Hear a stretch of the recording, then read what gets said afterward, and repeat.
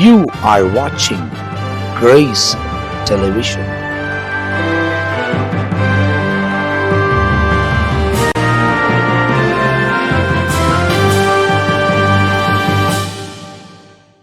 அன்பானவர்களே, ஆண்டவருடைய நாமத்தில் வாழ்த்துக்கள்.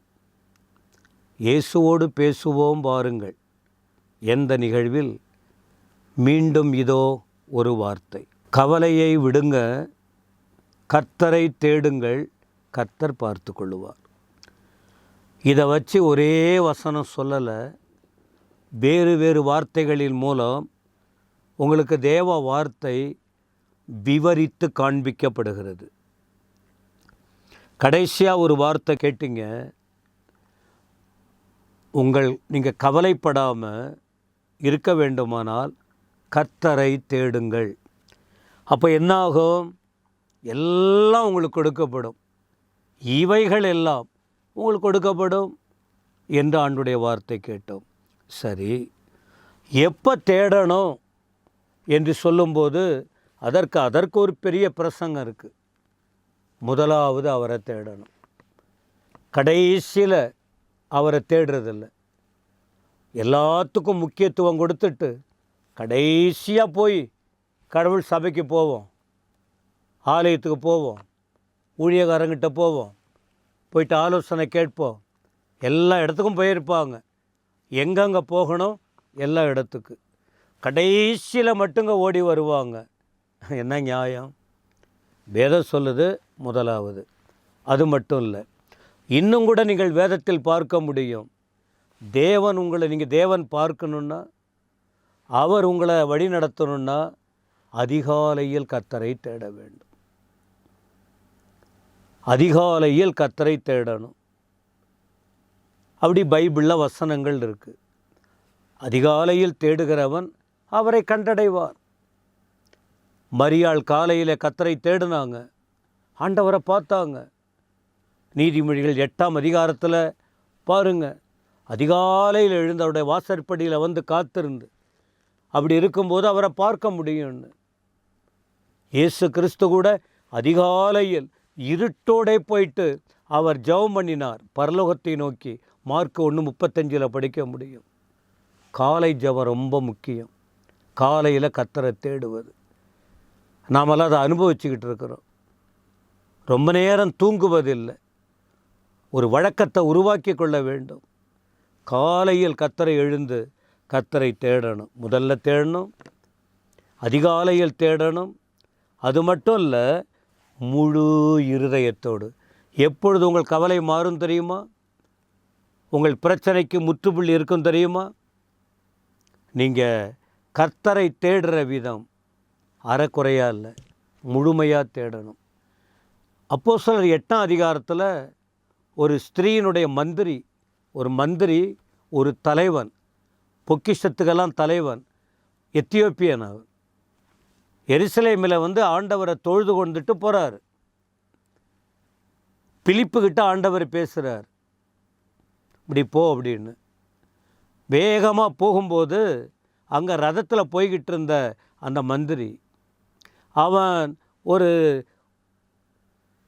பைபிளில் இருக்கிற தீர்க்கதரிசன புஸ்தகத்தை படிச்சுக்கிட்டு போகிறார். அப்போ ஆண்டவர் சொல்கிறார், பிலிப்பு நீ போயிட்டு அந்த ரதத்தோடு சேர்ந்துக்க. போய் சேர்ந்த பிறகு அவர் கேள்வி கேட்குறார், இதை படிச்சுக்கிட்டு போகிற, இது எனக்கு தெரியல, என்ன விஷயம், இது உனக்கு தெரியுதான்னு பிலிப்பு கேட்டார். அப்பொழுது அந்த மந்திரி, யாராவது சொன்னால் தானே எங்களுக்கு தெரியும், எங்களுக்கு எப்படி தெரியும்? பைபிளை பற்றி நான் ஒரு எத்தியோப்பியன், கடவுளை தான் தேட போனேன், எருசலேமுக்கு தான் போனேன், ஆராதனை செய்ய தான் போனேன், ஆனால் எனக்கு இது விளங்கலை, என்கிட்ட இருக்கிற இந்த புத்தகத்தை படிக்கிறேன், விளங்கலை. அப்போது பைபிள் சொல்லுது, பிலிப்பு அந்த வார்த்தையை வைத்து கர்த்தராகிய இயேசு கிறிஸ்துவை குறித்து அவருக்கு பிரசங்கித்தார். அப்போது ஒருத்தவங்க சொன்னால் தான் புரியும். முதலாவது தேடுங்கள்னு சொல்லி கொடுக்குறோம், தேடணும்.